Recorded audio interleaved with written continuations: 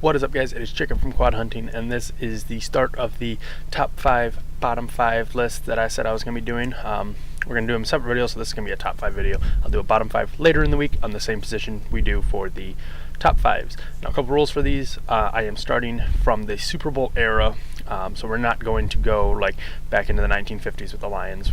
You know, even though they were playing then and they had all these players, we're going to stick with the Super Bowl era because the way back when, before the Super Bowl era, it was just a totally different kind of game. The game was not played the same way, and so it's kind of hard to compare quarterbacks like Bobby Lane to a Matthew Stafford. So, without further ado, the start of the list is right now. Number 5, Charlie Batch. Anytime a top 5 list starts with Charlie Batch at number 5, you know there's some trouble. The Lions had awful quarterbacks between 1966, is when the Super Bowl era started, to 2016, which is now. It was hard trying to pick 5 guys. There were a couple guys that I thought maybe about putting in number 5 that'll be in the honorable mentions later, but Charlie Batch ended up getting pushed there because he had a better touchdown interception ratio than the other guys that I was going to put in the list did. So starting off, Charlie Batch had 56% completion, 9,016 yards, 52 touchdowns, 40 interceptions, in a 1.3 touchdown to interception ratio. And that means for every about one and a little more than a quarter touchdowns he threw an interception. But it was positive, and that was better than the other guys I was looking at putting in here. He has 0 playoff appearances with the team, but because he only spent 4 years with the team between 1998 and 2001, he was seen as the next quarterback that the Lions were going to use, and he ended up not. He ended up being a pretty much a career backup after he left the Lions. Number 4, Gary Danielson. Gary Danielson came to the Lions in 1977. This was shortly after the Greg Landry, Bill Munson tag team years. So he came in to try to win a starting job, ended up getting the starting job. He did make 1 playoff appearance with the team in which he threw 5 interceptions, 0 touchdowns. And that was in 1983. He was with the team from 1977 to 1984, and his stat line was 56.5% completion, 11,885 yards, 74 touchdowns, 71 interceptions for a 1.04 touchdown to interception ratio.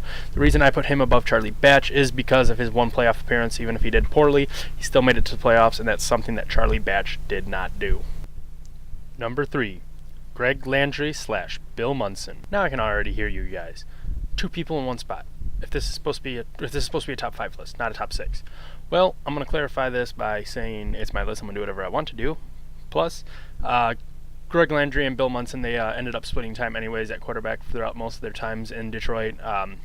Munson got there in 1968, and so did Landry. Landry was drafted by the Lions in 1968. So they split time pretty much. It was almost evenly throughout their entire careers with the Lions. Some seasons it was, they'd split 7-7, and then if an injury, they were pretty much they were both system quarterbacks who would play. I'm trying to think of the term that you use in college. It was like a tandem quarterback thing. So that's why I put them in the same category at number 3 with each other. But between the two of them, they only had 1 playoff appearance, and that was in 1970, and it was a bad loss. I think it was Landry leading the Lions that season. I'm not 100% sure. Don't quote me on it. But I put them together because basically their accomplishments were together. Munson was with the Lions from 1968 to 1975. Landry was with the Lions from 1968 to 1978, so he was there for 11 seasons, while Munson was there for 8. Now, the stat lines are actually pretty similar as well. It's kind of crazy how that worked out. Neither one of them were really better than the other.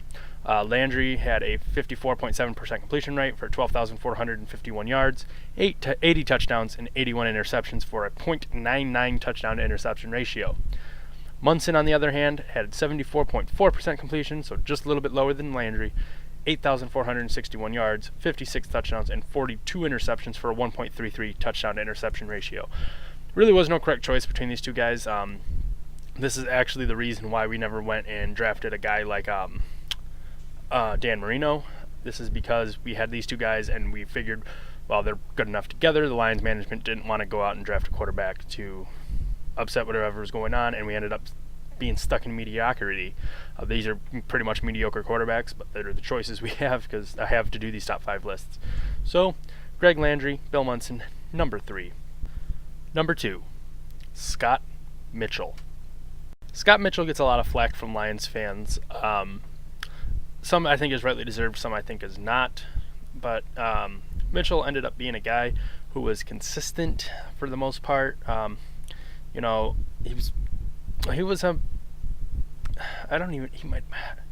was an okay quarterback. He wasn't a great quarterback. He wasn't a bad quarterback. My headphones are still on.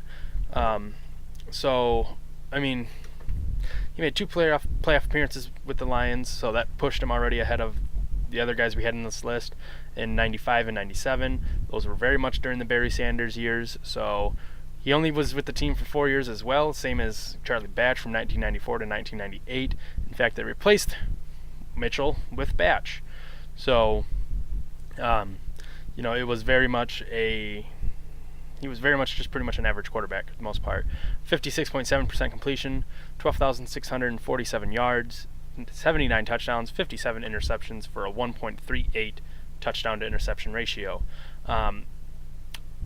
Pretty much a lot of Lions fans give him flack because he had such a great team around him. If Stafford had the team around him like Mitchell did, the Lions would be so much better than what they are right now.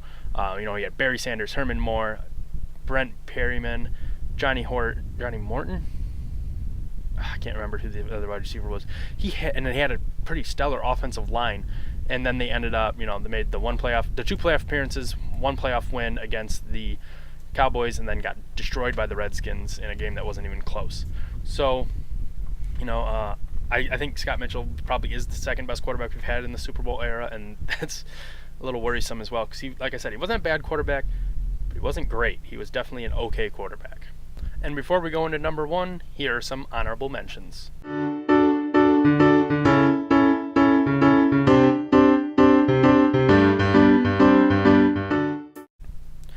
And the best quarterback of the Super Bowl era for the Detroit Lions is Matthew Stafford. Any way you look at it, Matthew Stafford is the best quarterback in the Lions' history since 1966, maybe of all time. Bobby Lane might give him a little competition in terms of just fan-wise, but stat-wise, Stafford blows everyone else out of the water. The only thing that Lane has that Stafford doesn't is really the championship wins before it was called the Super Bowl. So, anyways, Stafford holds every Lions statistical record. Touchdowns, completion percent. I don't know about completion percentage. Yards, touchdowns, interceptions as well because he's the longest tenured Lion. He's been with the team since 2009 to present. He's not the longest tenured quarterback. He's the quarterback that's played the most games in Lions history. 8 years with the team from 2009 to now. He's very much going to be a part of the Lions in the next coming years unless a major injury happens. They're going to re-sign him to a new contract, and it's going to be that. He's had 3 playoff appearances, which pushes him already at the top of the list. He has the most playoff appearances from every quarterback. 2011, 2014, and 2016. The playoff record is not that great, but he hasn't shown up like complete trash like a Gary Danielson. He's been there, unlike Charlie Batch. He has more than Greg Landry and Bill Munson could put together, and then he has more than Scott Mitchell, and they're more successful besides the one win that Mitchell had, but that was because he had a strong team around him.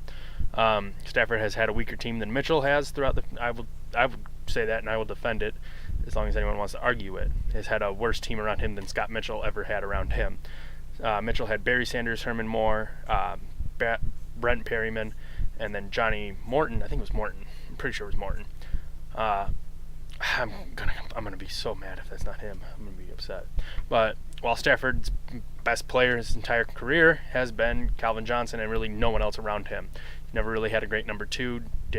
Nate Burleson did it for a little bit, but even he wasn't good enough to help relieve some pressure off Calvin Johnson. He is now getting a team that is built around him, and you're starting to see how successful he can be because of that. Stat-wise, he's got 61.5% completion, which beats every other Lions quarterback on this list.